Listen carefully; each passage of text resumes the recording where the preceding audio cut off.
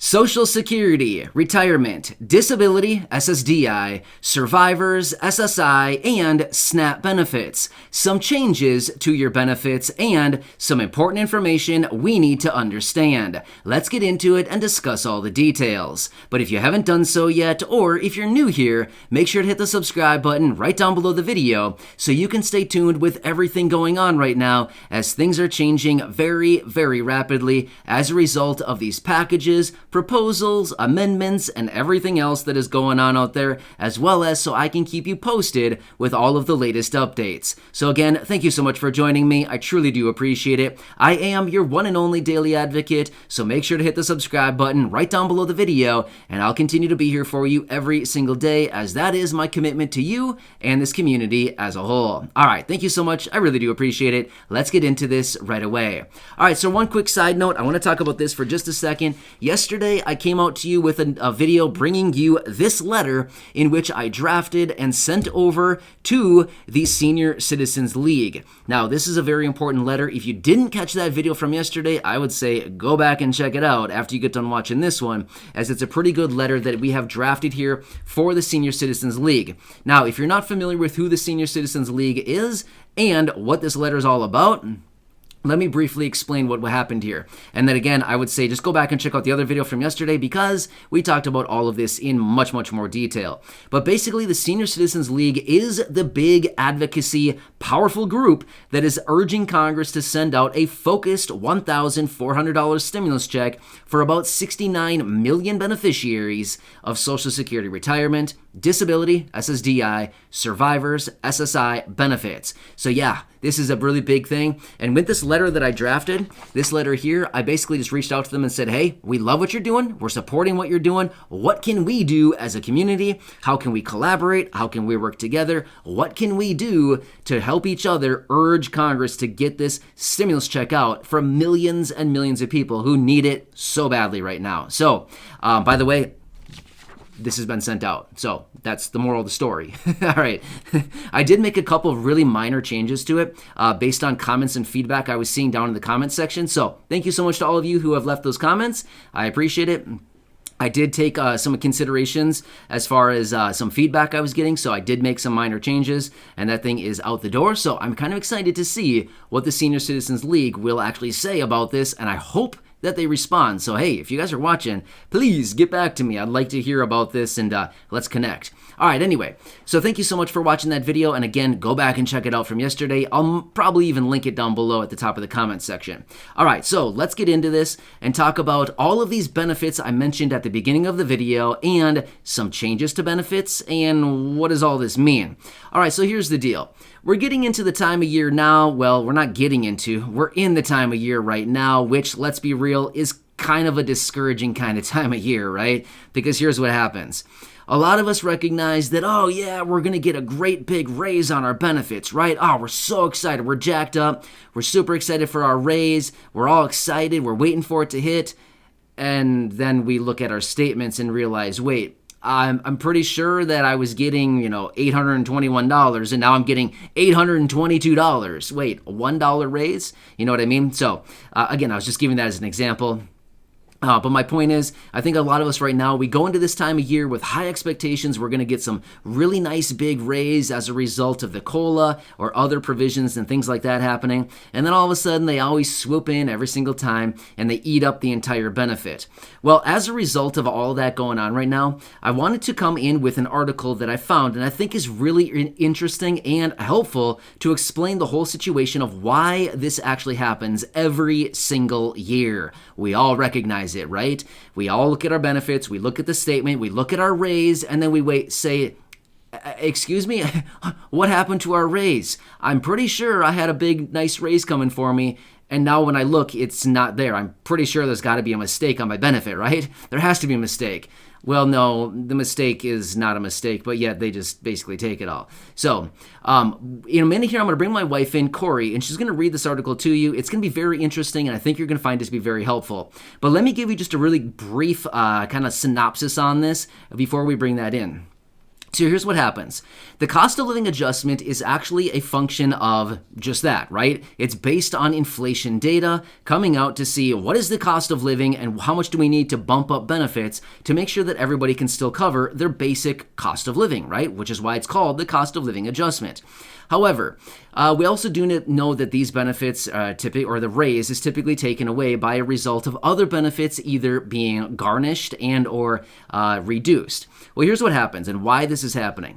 So basically what happens is all of these other programs like SNAP benefits, utility assistance, rental assistance, all of these other kind of secondary like support programs or like financial assistance type programs, like I said, rental assistance, utility assistance, SNAP benefits, right?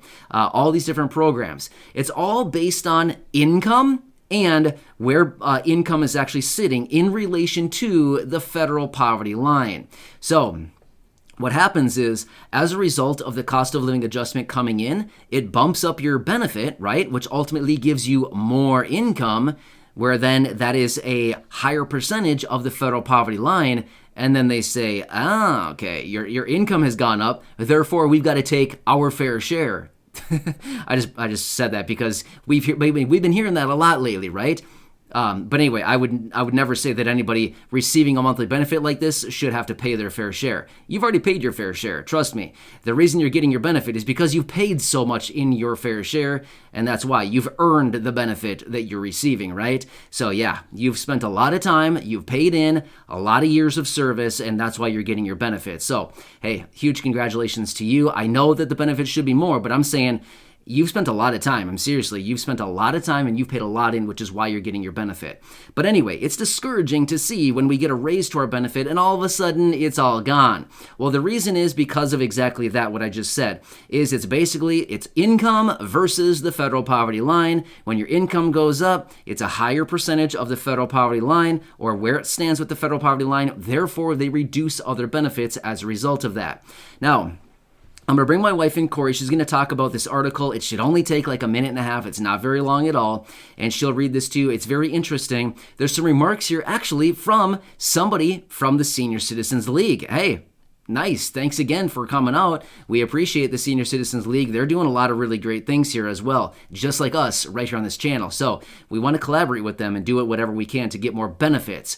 But basically what they're saying also, one more quick side note, and then I'll let you go and I'll have Corey come in, is we're not going to see a lot of the effects of, well, I should say positive effects of all of this inflation for all of these millions of beneficiaries until 2023, which is also mentioned in the article that Corey's going to be reading. The reason for that is, unfortunately, inflation is going to be raging on into like at least the first couple quarters of 2022 as well. Well, as a result of that, we're likely going to be seeing another massive cost of living adjustment in 2023. But we got to get through 2022 first. So yeah, right. Once again, it's going to be too little, too late, just like we've seen so many other times. But anyway, I know a lot of people in this community here. I see the comments down below all the time saying, yep, they ate up my benefit again. Sure enough, every single year they do the same thing. And I think a lot of us are wondering, why does this really happen? Like, what is the real reason for this? Why do they always take my benefit away? You know what I mean?